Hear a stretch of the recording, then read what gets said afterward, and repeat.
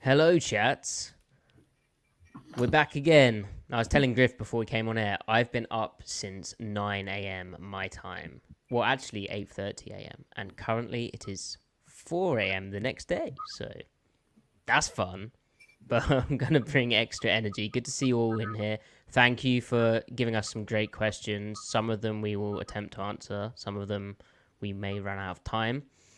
Griff has some pappardelle on the way, which honestly, being up this long, I was saying to Griff, having a second dinner is quite appealing. I would very much like some of Griff's pappardelle. That would be a cool invention. I know teleportation is a popular topic, but like if you could send people food across continents very Like you quickly. could fax it. Well, hey, 3D printers.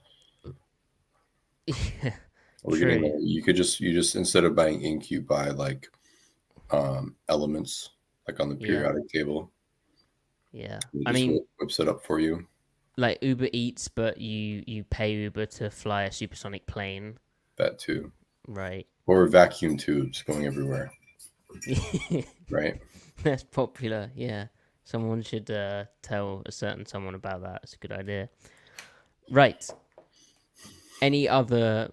No, Dan, I haven't watched Children of Men yet. But it Oh, was you didn't. pointed out in our comments section that the Master and Commander was not discussed, despite Griff harassing me basically to watch it.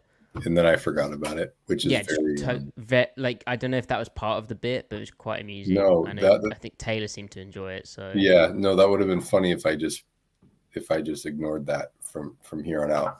You did watch Master and Commander though. That was my ADHD acting up. So, I um, did. but you did watch it. So what'd you think? Oh, it was amazing. It was really good. Did the patriotic fervor kick in when he said No, this is England? no, it didn't. But there's a lot of popular culture things. But then I was like, hang on a second, I've seen this. Like, I've seen this clip. Like, Yeah, yeah, it's a meme. right. No, but it was really good. I like the soundtrack. The sound was amazing. The Yes. the battle scenes were good. The way it went as well. The kind of to and fro of their friendship. Excellent. Hmm. Very very much enjoyed it. So, Yeah, it was great. can It you was play a music? They reminded me. Can you play a musical instrument? no. So we can't reenact like that type of scene.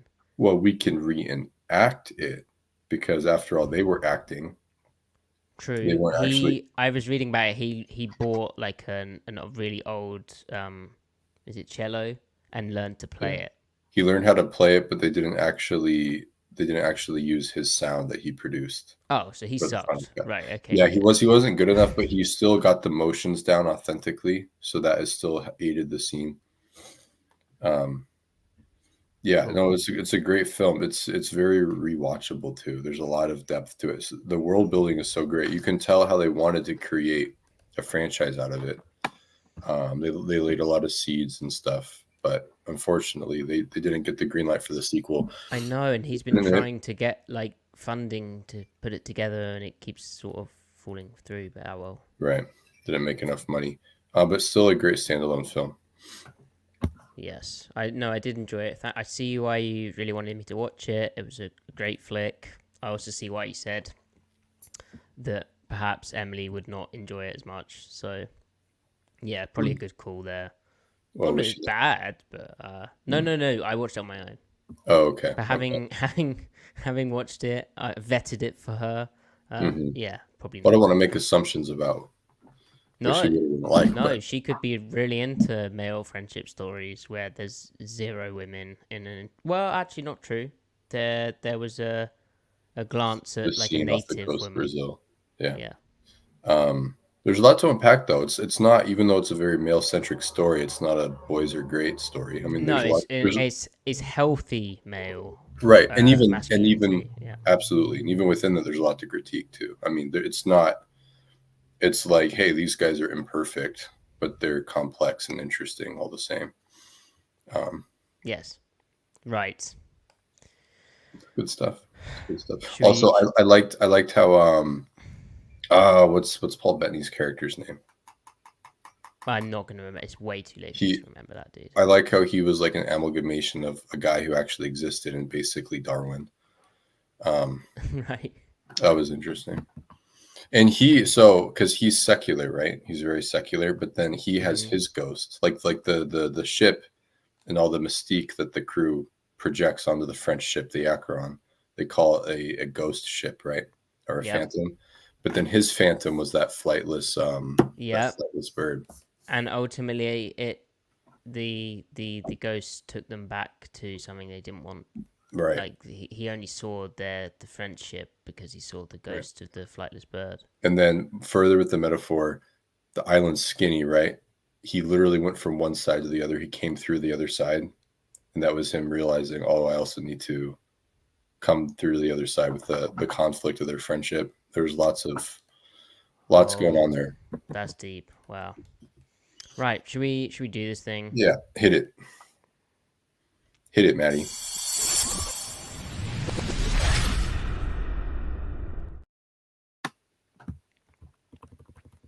Welcome to the Seattle Overload podcast, where the Mike Macdonald era is underway with a 16-3 Seattle Seahawks victory at the Los Angeles Chargers in a very empty SoFi Stadium. If that was in San Diego, on the verge of a new regime with, supposedly a coach who's going to take you to the promised land, that would have been a much more full stadium. But I digress. We're here to talk about Seattle and an impressive victory, Griff, on really all three phases. There was a lot of good stuff. Obviously, it's a preseason game, so there's only so much we can take from this in all aspects. But Griff, just general takeaways before we delve into offense, defense, who stood out to us, etc., etc. Mm-hmm. Yeah, we're gonna milk it for all it's worth anyway, even though it's just preseason. General impressions. It was a great start, right? I mean, they won. How about that? What was the final score? 16-3. Yes, that's what I said at the start. Yeah, you did say it, didn't you? And I was definitely listening also. No, I'm just flexing my memory how I was recalling that you said that. Very difficult to remember. The defense, the defense, it was a good performance for them. It flexes they flex their strengths, which I think was DL talent, top to bottom, frontline starters and depth, that the corners can run, and that the safeties are solid, but not enough data to say more than that. And then the information about the linebackers doesn't confirm anything, but it kind of continues to support concerns we had. So it just reiterates what we think we know about them to this point, which is there's some potential concerns there, concerns about their potential. What is the floor? What is the ceiling? That remains really unclear. But again, only one game. We didn't even see Baker. We only saw Dodson for a series or two. Saw a little bit of Knight that was kind of mixed, and we can get in there. Then also with the scheme defensively, it was vanilla, right? I mean, you can't hide your core structure in preseason, but you can hide what you do off of that core structure. So clearly Macdonald was keeping some stuff close to his chest, but he dialed it up a little bit in clear passing downs. Did some interesting technique things against the run on early downs that we'll get into. Offense was kind of complicated. It was a complicated discussion because you didn't have your starters out there, at least at tackle, and then also you're scheming for Howell. And so I think you're trying to make things easy for him. You're trying to relax him a little bit. So they kept things outside the numbers, but he still showed some stuff. So, Matty, what were your general impressions? Yeah, I mean, for the first game, this coaching staff, who none of whom know each other, that's probably the incorrect usage. They didn't know each other prior to this, really. They'd never coached or worked together before. No, Matty, hold on a second. Not to interrupt you. We have a very vocal minority part of our listenership here, the grammarians. They're growing, I've heard. And they're heavily steeped in the study of grammar, and you don't want the prepositional phrase truthers to come out of the woodwork here. So just be careful. Well, they're getting way larger, aren't they? Yeah, they're growing by the day. So it was good that this coaching staff with all that said, seemed to function well. Now, Mike Macdonald, ever the perfectionist, he said afterwards that he's made a bunch of notes, things we're going to want to debrief on during the game. Like, the guy is very focused and calm. He actually said how he was still calling the defense as well, but every time they cut to him, he just seemed to be kind of like it was with the Ravens, I guess, but very focused, very level, very kind of head down in a sheet, writing or looking at film or doing something or other, or talking on a headset, which he did a bit less of in Baltimore, but clearly working with Ryan Grubb, who I believe was up in the box, which not good for image scouring. But yeah, I think you can only look at it as a positive. I think McDonald was himself impressed by the fundamentals that Seattle showed, but they seem to have some really good blocks in the box, out in space, from skill positions, and then also from the big uglies.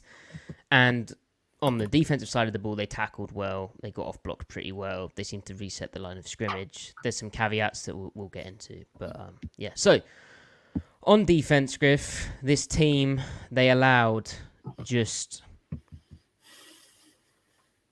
121 net yards passing. Again, caveat that you're up against quarterbacks who, honestly, Perez, don't know his first name, which I've watched a whole game with him in it, or a quarter, and don't remember. Max Duggan, Easton Stick, they're not going to set the world on fire. That said, the bulk of those passing yards did come towards the end of the game, where Seattle kind of changed modes a bit, and so did the Chargers. But pass defense looked great in the main. 4.3 yards per rush, getting up there. But then again, there was a big play on a draw play, I think, on the 3rd and long, which is boosting that number up. Yep. I also think... Was that the one Knight got lost? Yeah. Looking. Yeah, I think his keys were a bit off there. But yeah, it's just really positive from a defensive perspective. I mean, Byron Murphy's obviously the star attraction, Griff, the Seahawks first-round pick this year. How good was he? Yeah, he showed everything in the few snaps that he played. I mean, what did he play? 20 snaps. He showed everything that that you thought you would see. He's the leverage, the technique, the strength, the quickness. He didn't really get a chance to flex the finesse as much because it just didn't really come up for him. But the traits, I mean, he's dominating preseason players, basically. He looked like he did at Texas. He's just too much. He's doubles, one-on-one. He was all over it. So he's really hard to block, and he's coming off the bench right now. That speaks to Seattle's situation on the inside. Dirty mentioned it in his press conference 4 days ago. Adam Dirty, the Seahawks defensive coordinator, who obviously has a D-line skew to him. He mentioned how they have so many interior guys who are good, and someone's going to be the odd man out. It was interesting, actually, that Mike Morris, who played very late into the game where he was playing 3-tech on the inside, but he actually got his first snaps in this game as an end, which is what he did in McDonald's defense before that. But yeah, it speaks to how stocked they are. Now, the decision to play the starters on defense meant Murphy wasn't even in the game originally, was he? I think we saw... I need to look at the snap counts. Did we see Jay Reed? I'm not so sure. Yeah, I think that we did. Yeah. Yeah. So everyone was kind of out there. But yeah, Murphy's super impressive, and yeah, I mean, they're not going to show too much. They had the first simulated pressure McDonald's era, 3rd and 4, comes flying off the edge, almost picked off. That worked, and in incompletion got them off the field. There's a bit of disguise to it. How about that pick from Kobe Bryant, Griff? Because I think that's a play which encapsulates some positives and negatives, right? Like Kayvon Wallace there's an element of disguise to the defense on the back end. The safeties were playing quite tight. You can maybe talk more on that. I have a lot of thoughts about that play. One, great play by Kobe Bryant to be near the ball, but So from a broader perspective, it's cover 6. It's quarters to the field, to the wide side of the field, the passing strength. It's cover 2 to the weak side, that Kayvon Wallace, he is not the player responsible for closing off the middle of the field. If anything is running hot down the pipe, it's not his job. And when you're playing cover 2, you're looking to get top down double coverage on an isolated weak side receiver. So his job is he's bailing back the second the ball is snapped. Anything coming across from the other side of the field in a perfect world has nothing to do with him. The fact that he's able to come off of a back pedal, put his feet in the ground and drive down on that and actually contest at the point of the catch is amazing. Now, that ball was still completable. And if it got completed and Wallace was dinged for that, that would be by PFF or Sports Info Solutions or whoever else. I mean, that would be a mistake. He should be graded positively for that play, even if the ball is caught. So that leaves with, okay, well, in that call, who is supposed to close off the middle of the field? Either the field safety or the Mike, the middle linebacker. It's really hard to keep inside leverage on a number 2 receiver to the field when they're bending across the field like that deep. If it's a dig route, it's a little different. But I mean, it's just hard. They rarely keep inside leverage from them. If they make a play on that on routes like that, usually coming over the top and trying to deflect the ball over the shoulder of the receiver. So what most defenses do there is they have the Mike turn and carry with it. They match. Mm-hmm. So you've got double coverage between the Mike and the field safety. In that case, it was Kobe Bryant.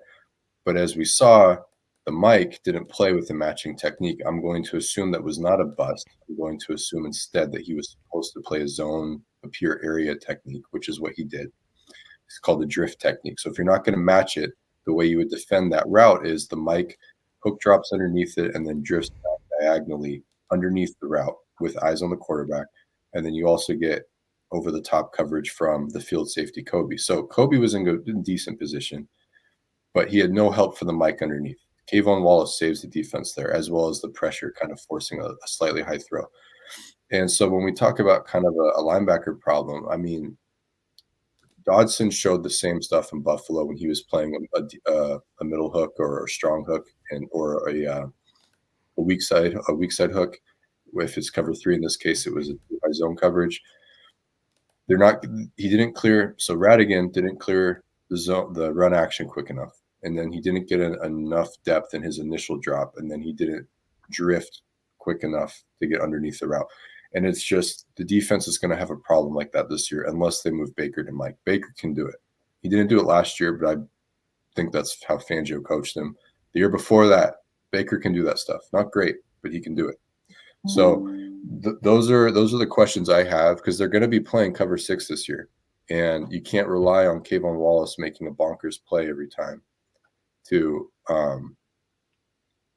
fix that. I mean, the structure needs to have better play. So that's just something it's not like, oh my God, the world is falling, but it's one thing that if we're going to draw anything from this game and milk it for all it's worth, if we're looking for a reason to kind of curb our enthusiasm from a prudent perspective, I'd be worried about the linebacker play. Again, I'm not going to fault Dodson for something Radigan did. It's just Dodson showed the same stuff in Buffalo. So it's something we got to look for.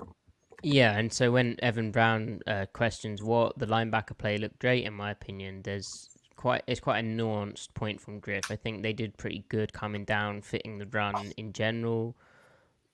I think obviously they're helped by the D-line kicking butt, and we really need to temper how well the defense looked because Seattle is way deeper in the trenches, particularly on the defensive side of the ball than the Chargers are on their O-line. That will generally be the case throughout the preseason, so just pump the brakes there. But I also think the Chargers, well, I'll talk about that in a second. But yeah, there's nuance to the linebacker discussion. Also interesting on that play, Griff, which you break down a lot of detail there. But Boye Mafe was playing the Sam outside linebacker, which in base, Macdonald has a rush outside linebacker and a Sam outside linebacker. And the rush is the guy who rushes, and the Sam is kind of a dude who can play a bit more off ball. He generally plays more on ball, but he can play off ball. And Mafe was off the ball there and dropping into pass coverage. And that's something, guys, that when they're in base personnel, which won't be often, it was 21% of the time last year, But, Mafe may drop when they're in base. Uchenna Nwosu might drop. The kind of advantage of Seattle's edge group is that they're all guys who can do a bit of pass coverage and a bit of rushing. And neither are bad at it for their they're weight all class. versed in it, and the same applies to the depth of a Darryl Taylor or Derek Hall. So the other thing with the Bryant pick, great play for him. Really cool that he's still working in at safety and picking it up. And Macdonald praised how afterwards in his press conference how they got the check right, because I think there was a shift before the play and they were playing. Was it, in your eyes, Griff, was that pure cover 2, or was that quarter or half quarter or quarter half? In the interception for Kobe, I think it was cover 6, quarter half, quarters to the field, cover 2 to the weak side. Okay, yeah. Anyway, I do wonder if that play would have a flag thrown on it in a real game. They're letting, just in general, they're letting guys play. Like, they're letting them be physical. Haven't seen any flags, really, for DPI. Was there even a flag for DPI in this game? I mean, that's unheard of in the NFL, and I hope it continues. I just would think in a game which is a regular season one, they would throw a defenseless receiver penalty on that. But anyway, who cares? Fun play, good for Kobe Bryant, and just an example, really, as we transition a bit to the kind of playing time takeaways points. This is a really deep safety group. I don't know how. And with it being a deep safety group, it also becomes a deep nickel group, because, sometimes safeties will work in at nickel. First of all, you have Julian Love, who's obviously going to start. You have Raytron Jenkins, who's presumably going to start next to him. Then you've got Spoon working in at the nickel. But, Bryant is right on the fringes of this roster, and he makes a play in the, second quarter pick? Yeah. How on earth is a guy like DJ James, who's more of a nickel, and that's where he played, but how is he going to make the roster? The 6th round pick, played really late into the game, which shows he's right on the fringes.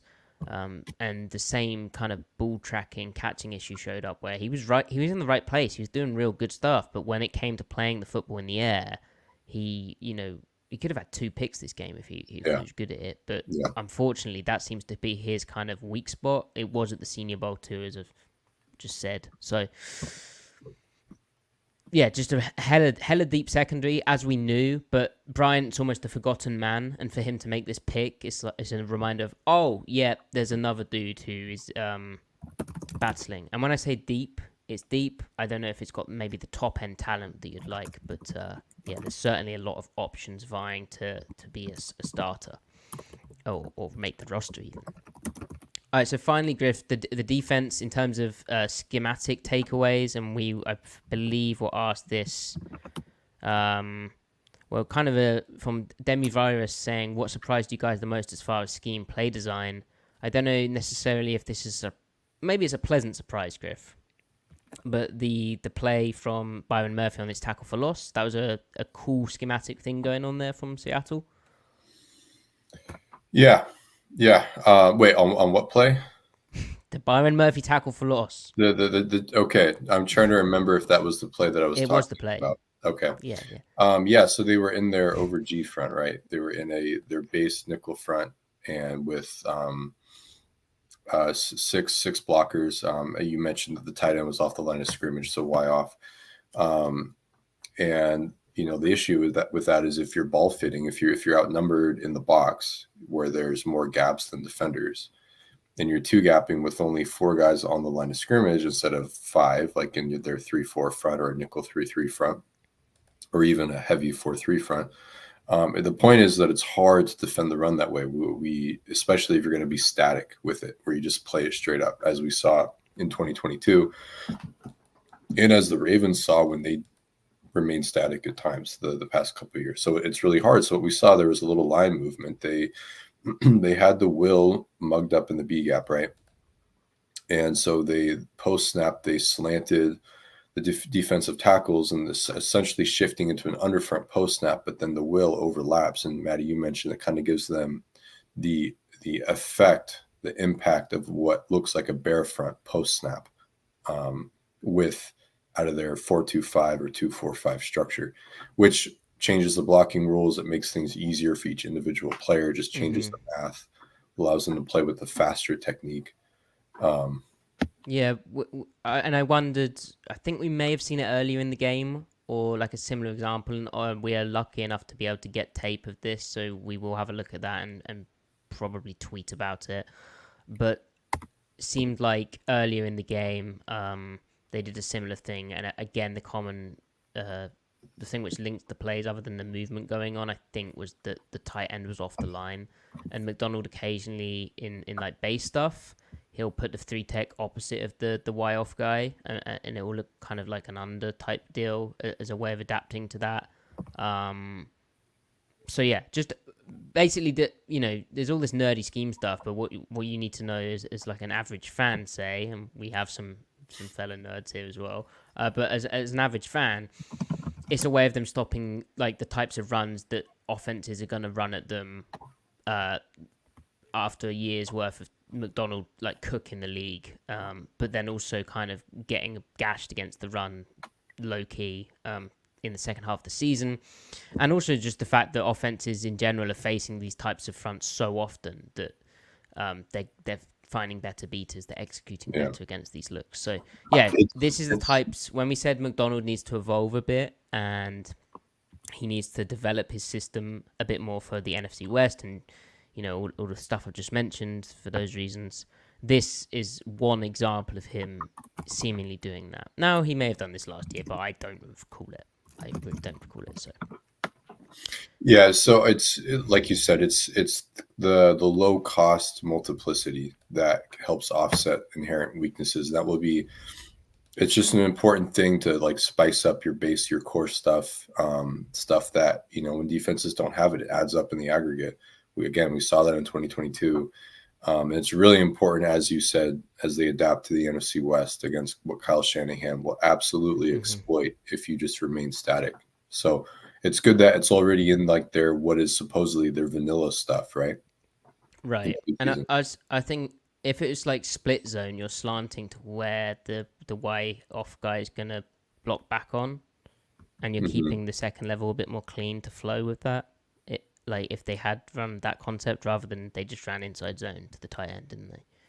So I guess it's got like multi purposes to it. So it'll be interesting to see it again and again and go through this game and see if they did it more than twice. Yeah. Byron Murphy described it as a little movement going on along the line afterwards. Right. Other playing time takeaways. So you can read stuff you can read into these snap counts a bit of, who's up the pecking order, who's down. I mentioned Kobe Bryant already as a kind of forgotten man, staking his claim and playing a bit earlier than maybe you'd expect. Another surprise is tight end Brady Russell. So he's on the depth chart. He's on our lads. He's on the Seahawks website. He was acquired last year, of course. But number 38, Brady Russell, was kind of the star of the first team-ish offense. Like, he felt like more. He had 3 catches for 25 yards and he did have the receiving touchdown, I guess. So does that mean he's tight end 3 right now? Like, kind of how it read. I think it does read that. And then, Griff, how that impacts the other guys before you speak on that is Jack Westover, undrafted free agent, former UW guy. He's playing with the 3s, which you'd probably expect. But so also is another day 3 pick, AJ Barner, playing super late into the game. And again, I mean, you could carry 4 tight ends. That's not out of the realms of, what's reasonable, I guess. I suspect that if they really want to, they can keep whatever tight ends they want on the practice squad and not worry about them. They can call them up accordingly. Brian Nemhauser, Hawk Blogger, he's been at camp. He's been putting in a lot of work, doing a lot of coverage, great insights, and he's been talking about Brady Russell like, hey, he's making plays in practice every day. So, and let me get the surname of Jeff at Field Goals. Jeff Liediker. he wrote an article on Field Guides with his observations of Brady Russell was like the juice guy. So he's All clearly right. bringing some energy. And stylistically, he kind of is the Westover mold to a slight degree, like a mirror to Noah Fant, in that he can do the shifty underneath stuff, the kind of the flex slot stuff, the move Right. stuff, the move tight end. Obviously, with Fant, you can go downfield with him more as well, but he and Westover. So I feel like he's really competing with Westover. I think Barner is competing more so with Brown, and who makes the team. What is Noah Fant? Huh? What is Noah Fant? Well, he's a flex tight end that you can do a little bit more with in the pass game than most guys. It's just, how does a flex tight end fit into this team, fit into an 11 personnel team? Well, and this is the thing, Griff, on that topic. From what I've seen of practices and the practice at Lumen Field and this game, I think this is going to be a more multiple tight end style offense than I originally anticipated. Like, I was thinking, hell, it'll be loads of 11 personnel, but I think they're going to run, two tight ends quite a bit of the time. Now, what that looks like, I mean, we're probably talking 70% 11 to 30% 12, which maybe I was just over on the 11. You might be right. But just the way that they tie in with the run game, and you mentioned move tight ends, the amount of motion of the tight end at the snap to like create angles, get bubbles on fronts, get angles on fronts and nice creases, and I was really impressed with the run game. It was diverse, similar again to the Lumen Field practice that we saw. Pistol usage as well, quite varied in that sense. Some of this as well is, the Chargers have arguably the worst D-line depth in the league. I part of my job involved looking at that, and I could be really ignorant, but it just does not look good to me. So factor that in. Don't get too excited. But, there's guys pulling, there's pin pull stuff, but it's cutting up inside and it's like creasing up the C gap of their front as a way of attacking that. There's really cool zone into the B. There's like same side zone. There's like arc read option, inverted veer, QB bash, involving the quarterback in the run game, which when Howe kept it didn't go well, but that's, was it Albert Breer had an article about how Geno Smith might be running the football a bit more? Potentially, Someone yeah. reported that. So I'm very intrigued by what this run game looks like and how the multiple tight ends tie into it. You're right. The tight ends are the liaison between the run and the pass game. Mm-hmm. And which also, Griff, sorry to cut you off, but that's so important because Fant really isn't the best of blockers either.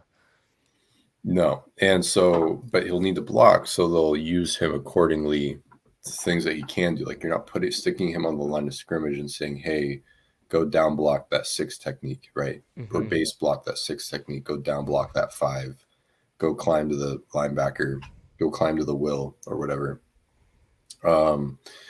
But so yeah, it makes it when they want to access. So this is probably what it is, right? Shotgun.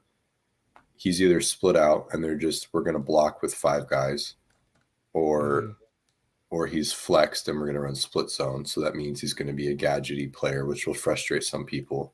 I mean, he can get off the line of scrimmage still and get vertical if you want to, but otherwise, pistol, you're probably right. It's going to be more 12. It's going to, when they go into pistol and under center, that's the other topic. We didn't see a lot of under center. So when they go into under center, when they want their under center offense, it will be more pistol. Waldron used a healthy balance between under center and pistol. I think under center is primarily going to be a 2nd and 3rd and 4th and short type thing or goal line thing. And then pistol would be like their wide zone offense with the boot action off of it. I was impressed with like the timing of, I mean, the general execution on both sides of the ball looked pretty damn solid. There was a play on the defensive side where they got caught, like the QB threw behind the blitz, but I wonder if the seam curl flat player should not have at least got hands on that seam route. They've got lofted over his head. But other than that, and I'm sure we'll spot some more mistakes on tape. But considering this is week 1, on the offense, they're shifting the tight end around a lot, and there's no illegal shifts going on. Now they did have a lineman downfield on an RPO where PJ Walker had to clutch the football, but yeah. there's a real timing element to these tight end motions, and they're kind of spot on. There was no running into the running back or the ball. They're getting their blocks. They're getting set well. Credit goes to both the quarterbacks for orchestrating that as well. But yeah, I agree. They were well oiled. They were greased up. Like the coaching is good. The coaching is good, which again is impressive because, like we've mentioned many times, like no one on this staff has worked together before, minus Huff and Grubb. Mm-hmm. So, and Grubb cannot micromanage. I mean, I'm sure he is to an extent, right? But he's not the receivers coach. He's not the tight end coach. He's the OC. You have a tight end coach for a reason. You delegate to them, and they're the ones that are hands-on with each individual tight end and receiver, et cetera, with their respective position groups. So it's clear like Grubb can handle that well, which is, hey, even he was only at times a play calling OC last year. I mean, that was Grubb's offense at UW, but it was also Kalen DeBoer's offense, right? This is Grubb's whole thing with a defensive-minded head coach. Yeah. It's like he is really the head coach of the offense in a sense. So he's handling those duties well. He's not just a football mind. He's managing people in ways he probably hasn't managed to the same level before. Anyway, cool stuff there. So, Griff. So I have one more comment really quick. When they go into 12, it will be interesting to see what the receiver snaps look like. Right, because who takes the axe, or will it be a equal share thing?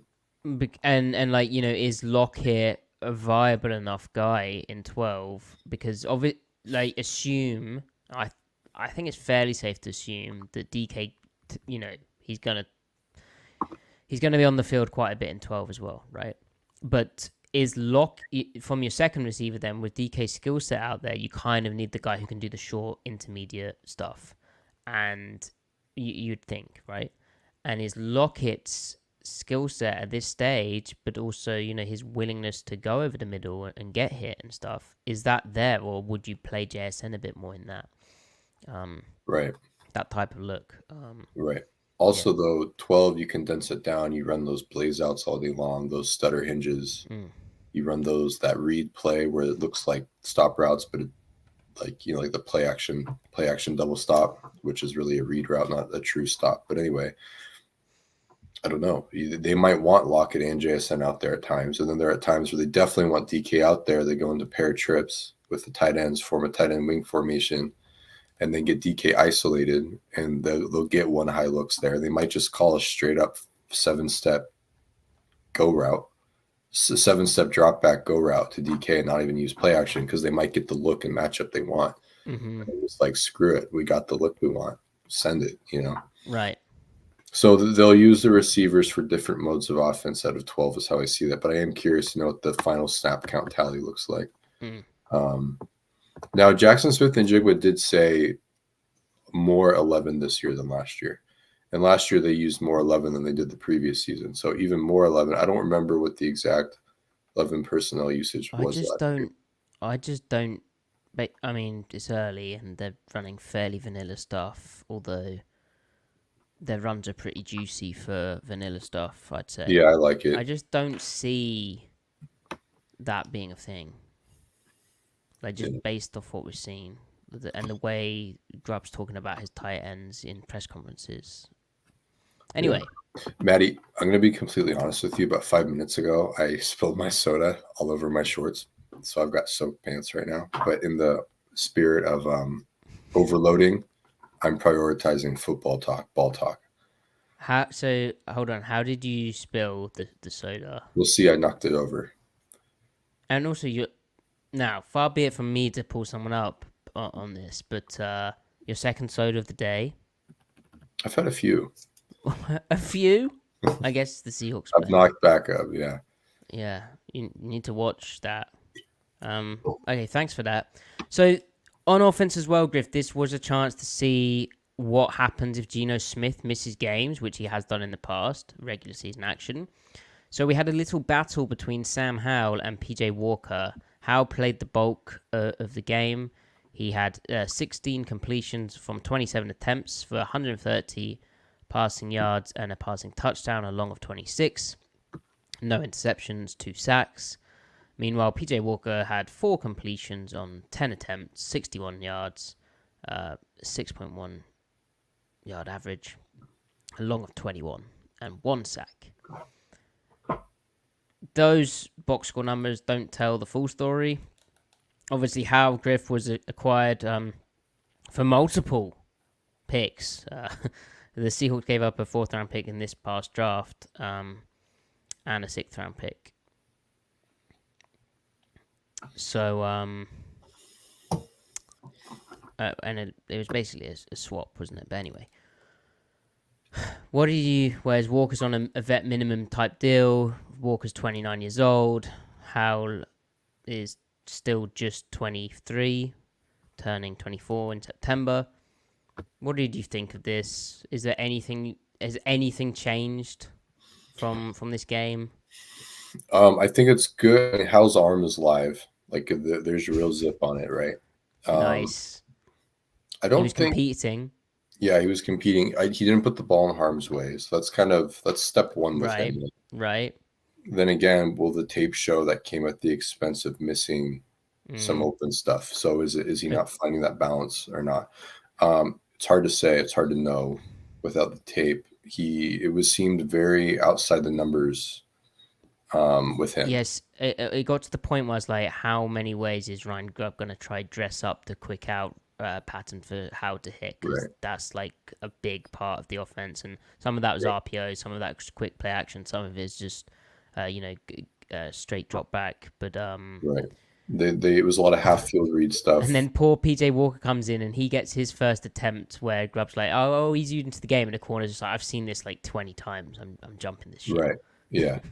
And then what was bizarre about that is later in the game, they throw dagger and then wide cross. And then, like you mentioned, Walker hits the dig twice.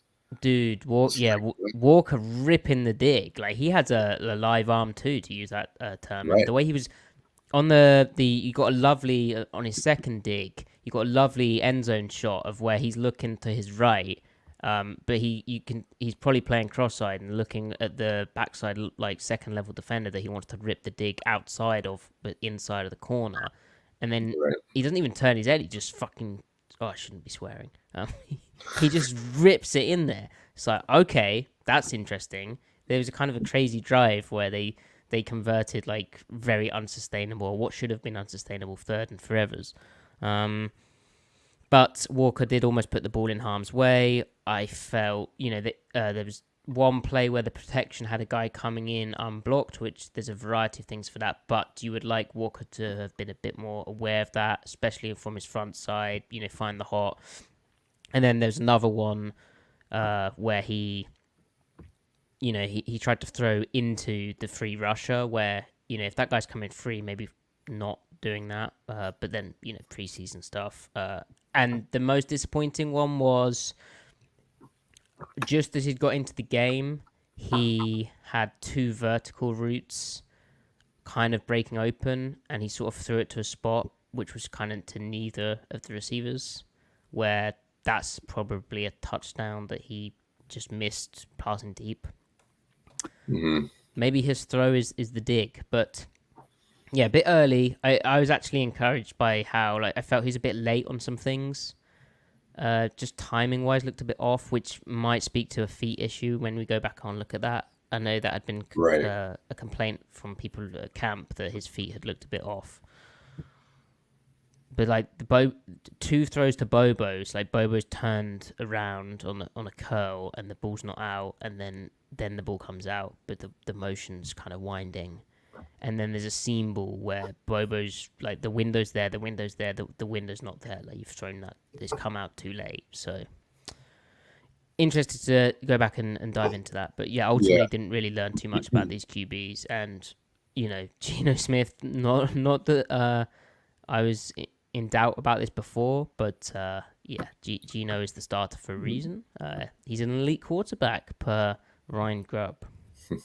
Very, very, very much looking forward to the Geno game next week, the Geno Drives series, however many snaps we get.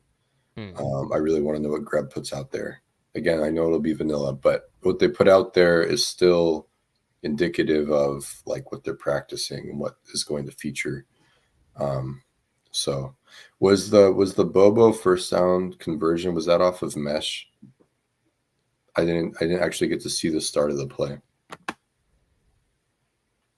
I've no idea. But Bobo's pattern was a hit, like a hitch or an out. No, it was the shallow cross, I thought. Wasn't there a shallow cross, or did I make that up? Did my brain make that up? The nicest play was Howe had a play action over to like a deep crosser. But that's not the same play. Anyway, maybe I should. I don't know. The game. We'll watch the tape.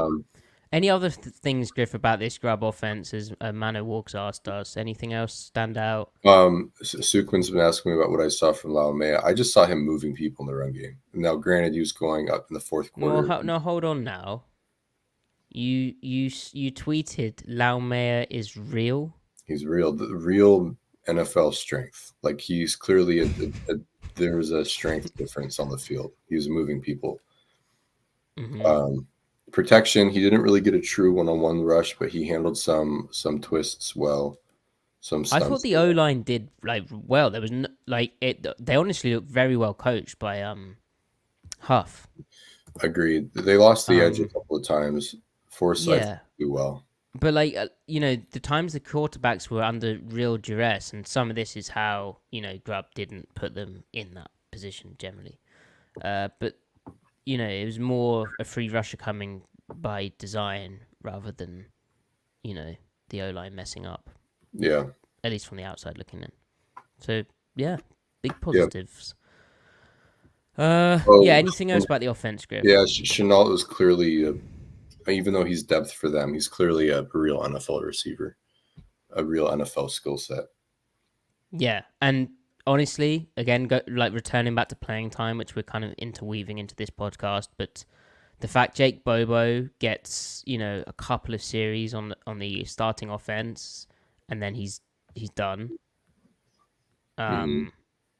That speaks to him being very secure in a roster spot, which for an undrafted free agent in his second year, good for him. Definitely. Wide receiver 4. And, why I mentioned him with Chenault is for Chenault to get snaps, it's going to be difficult. For D. Eskridge to get snaps, who was still in the game in the fourth quarter, he is fighting for his football life, as Bob Condota phrased it.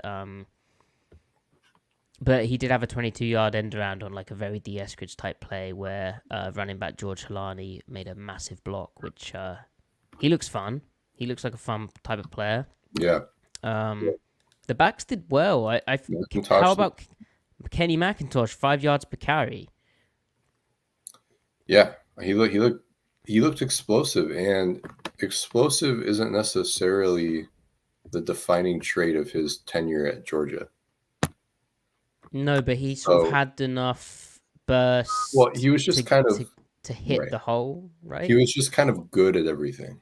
He wasn't amazing at any one thing, but he looked more explosive. No, yeah, like juice through the hole in this game and cuts, right? Like remember last year in the preseason in September, it seemed like it took a while for Charbonnet's college speed to catch up to the NFL a little bit, and then he just kind of hit it. Like that didn't seem to be an issue for McIntosh, which is doubly impressive with like him being out of football for a year. Mm-hmm. So, yeah. Have we recovered from seeing Mike Morris? Do you know what's crazy about that as well? Pretty sure they sent 5, so he was either a curl in like a seam match player. So it was like a true NC or like a college blitz, NCAA blitz. But what was I don't know if they busted it though, because that might be a rare bust they got away with, because it seemed like the down safety was there too, and the Mike there's no, I don't know, or it could have been like quarters to the pressure side and then cover 2, so he's like a wall player. I don't know. Anyway, we'll watch it back. But yeah, we've just about recovered Cam. He held up. That man moves God. well for his stature. He does. So on the subject of Chenault, Griff, this was an opportunity for special teams, particularly the kickoff return teams. Laviska Chenault had a big return. I'm sorry, I don't have the actual play yardage here. Griff, do you know off the top of your head? He had that one. What was it? A 40-yarder? 40? Nice. That'll do. Was it? Am I wrong? I don't know. But that kind of stakes his claim ahead of the Eskridge again. And really, if those guys are going to make the roster, it will be because of special teams. So Eskridge is kind of fooling. Yeah. Because Chenault could be given the end around that Eskridge got given. Like, Chenault in college was that type of player. What did you think of Seattle's kickoff coverage? I felt it looked like they were trying to pin the Chargers in the corner, like as a strategy, like a kind of almost like like the old punts, like coffin sort of style. But it didn't really work. Like their execution wasn't quite there. Yeah. Well, I don't know. I really don't have any thoughts about it. Do you like the play? I don't mind it. It's all right. It's kind of weird. It's different. It's different, but I'm not saying it's weird because it's different. I'm saying it's weird because it's just weird. Like it's not. Yeah. It just looks. It's kind of ugly. Yeah. Well, we'll grow. We'll grow to appreciate it. Why can't they just have them run 100 miles an hour down the field and just ban touchbacks and that will be a way to get returns. Move it further back. I guess, yeah, player safety, great. Yeah, yeah. Anyway. Right, let's make sure we've addressed everything in the chat. Nathan, that's your question answered about our opinions on the new kickoff. Griff, did you have a read on what happened with that is the one dampener to this game. So the offense, they have a really good drive. It's the drive where Howell hit that big play action crosser that I mentioned. They're running the ball very effectively. They're kind of kicking butt. And they get to like a 1st and goal situation and they can't punch it in on a 4th and goal from the 1. They go under center, they run a duo. The Chargers bring it and they get the stop. Griff, did you see anything on that play? Any thoughts on that play? They just couldn't get movement. Unfortunately, although Timmy didn't get a lot of movement. Well, he had one good block on that series, but yeah, when it was showtime, they couldn't punch it in. So I think they just lost the line of scrimmage. Right, and preseason is about putting guys in these types of situations. By which I mean, when you see that formation from Seattle, everyone knows what type of run that's going to be. That's how they've been moving the ball on the drive as well. Everyone knows that's the play type, both sides of the ball. So it's a chance for them to really knock each other around and see who's good and see who responds well in the situation. So it's putting them in a tougher situation for that purpose. But yeah, I think as Griff said, I think Haynes. I'd need to see the Haynes stuff, but yeah, I want to see the end zone angle of that as well. Agreed. Final playing time things for me, Griff. Derek Hall working in with the 3rd string. It's not really an indictment on him, but it is kind of they're blessed with a lot of good edge rushers. I don't think Darrell Taylor played this game. I think he's still injured. But wow, because he had a really good bend through contact rep, didn't he? Which resulted in a sack for his teammate. They have some real good outside backers. And then Tyrese Knight still in the bottom string playing Will, which that's not great. It's honestly, watching his college tape is what we would have expected. But it just speaks to, they could do with a tight end. They could do with a linebacker. It's been a long day. Yeah. Linebacker. Yeah. We really didn't get enough reps and enough plays that are demonstrative of what you want to see to confirm either direction for them. But what little we did see, I mean, there's still like a glimmer of hope there with Tyrese Knight. I live tweeted, he had one example where he kind of had a funky distribution where there was like a shallow with like a deep dig, like not exactly like a levels concept, not exactly dry, but a levels concept. And he was the weak hook, and he could have say like bite the cheese, so to speak, but he didn't. He didn't come down on the shallow route. He peeked the intermediate route and dropped on a line for it and was there open to it. So it was clear like he was parsing through what he needed to do, and just demonstrative of him knowing what he needs to do in those situations, which is good because half the battle is reading the play out in real time, which I don't know how they do at all. I mean, when we're watching the tape, we get to pause and rewind 1,000 times, but they have to do it on the fly. So Dodson, I didn't like the one play on the boot. Like they already have a boot player and he's chasing the quarterback. Was it quarters coverage or was it designed? Are you referring to the play that Reek Woolen almost got a pick? Yeah. What was it, man? Was it man or quarters? It looked like quarters. So why is he? I mean, I know. I'm sure his number 2 was blocking, but there's no outcome where he would be chasing the quarterback like that.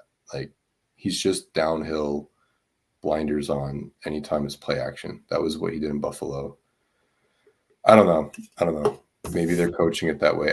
He's not giving the defense any help in the second level, no layers. Like he's not zoning to an area and looking for anything. He's just like downhill. Let me go kill something. And but overall, a positive game. So I mean, he's good against the run. Like the following play, he falls back for the cutback against wide zone. Right, he is good against the run. No, yeah, I'm not talking about when I say overall. I meant the whole game, not Dodson. I don't want to talk about that today. But so we'll see. Things will evolve. Hopefully, we get more snaps. I really want to see Baker out there. I hope Baker shows like what real linebacker coverage looks like. How about Mike Dixon's punting, Griff? That was good. And then finally, Seahawks look ahead, joint practice against the Titans, and then they'll play them next Saturday. That's interesting. Really interesting matchup, in my opinion, because they've played the Chargers, and really, for the offense, playing the Chargers is about as close as they can get to playing Macdonald's defense.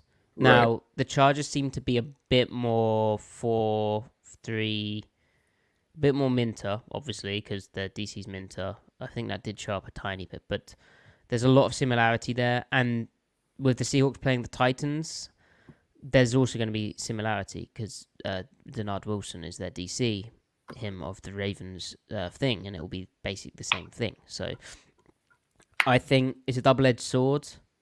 Obviously, it helps the offense execute their core plays and get like the looks that they're expecting, and then practice and execute well and get guys in good looks.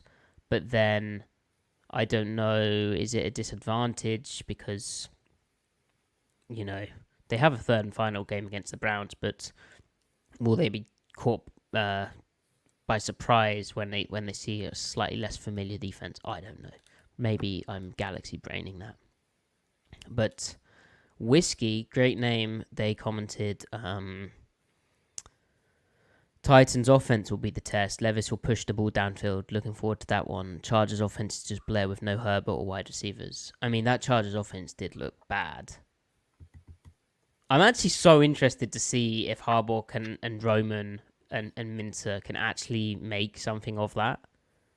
Like, I'm not sold on Roman, especially with Herbert. Like, that's a very odd fit to me. Their receiving group is still very weird. Like, they're putting a lot on Ladd McConkey to be, like, an intermediate to short dude, which I like Ladd McConkey, but they're putting a lot on that. They have all these tight ends. Are they just going to do what Greg Roman does and just do, like, 22 personnel and then play action? It's going to be really dumb, man. But, like, he can't run the... all of his run games have been built around running the quarterback. He's going to try and run Herbert. He's absolutely going to try to run Herbert. He absolutely will. He's going to try to turn him into Josh Allen, which Herbert has the talent for, but he doesn't have the durability for it. Herbert is a freak athlete, but he doesn't have the durability for that. Plus he doesn't want to play like a freak athlete. He wants to No, be a that's not robot. him. He Yeah, wants to play so like Matt Stafford, which he can also do. So and then their defense, like, have you seen their D line? The interior of their D line. Well, you saw a bit of it today, but man, there's just I'm not and their too familiar linebackers with as their well. first Like, string. They're kind of a doom. I don't know. They're weird, man. I don't they like. did get Junior Colson, but yeah.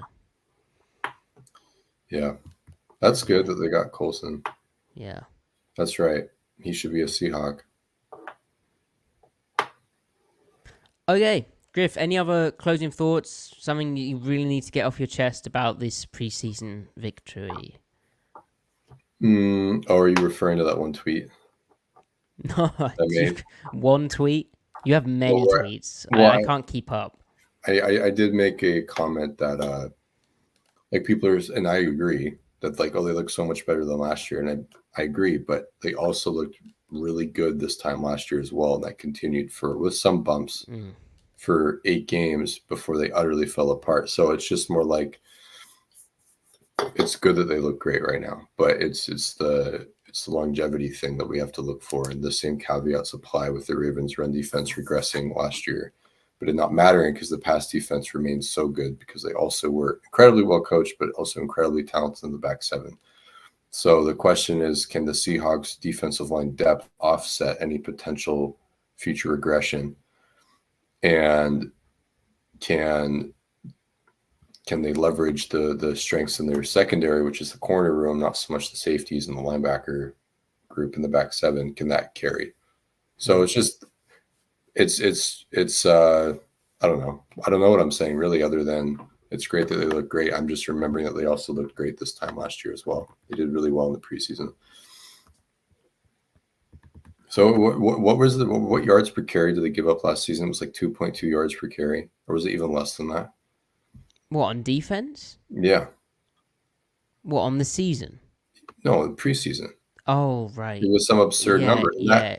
That translated through 8 games of regular season games. They were giving up like 2.6 yards per carry. Then just fell apart. And then just destroyed themselves, imploded. Yeah, I've tried to memory hole that. I don't want to remember that. Anyway. 4.3 yards per carry this game. Not that that's the end all and be all. Seemed quite managed, but anyway, I've already said that. Right, let's get off here. Let's get off. Chat, thank you so much. Massively appreciate seeing so many people in here. It's good to be back. We're going to try and do these after every game. Obviously, there'll be room for tape. We'll work it out. Appreciate you sticking with us. Follow Griff at CMikeSpinMove. Follow me at Matty F. Brown. Follow the pod at Seattle Overload to know when we're going live, etc., etc. And please do give us a 5-star review on your podcast app. It really helps. Great to see returning Overloader names as well. Make sure you stick around for your amazing banner at the end as a token of our appreciation. Griff, closing wisdom? None.